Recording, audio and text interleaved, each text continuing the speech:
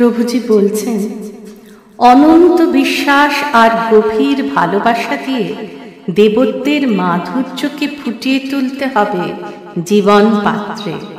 মানসী বুদ্ধি দিয়ে তুমি তোমার দেবত্বকে ম্লান করো না।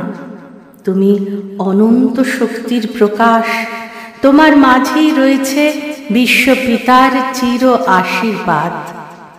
আপন মৌলিকতায় আপন সত্তার বিকাশই হল মানুষের আসল পরিচয়।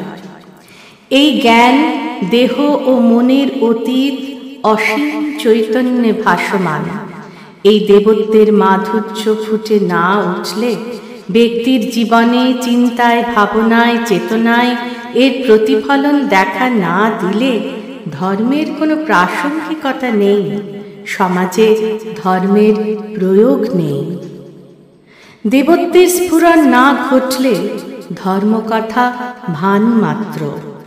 ভূমা সম্পদের অধিকারী যিনি, ধন সম্পত্তি দিয়ে তার ঐশ্বর্যের মহিমা ম্লান করা যায় না। দেবত্বের মাধুর্যকে ফুটিয়ে তুলতে হবে জগৎ পাত্রে। পরমারাধ্য প্রভুজিকে আমার অনন্ত প্রণাম।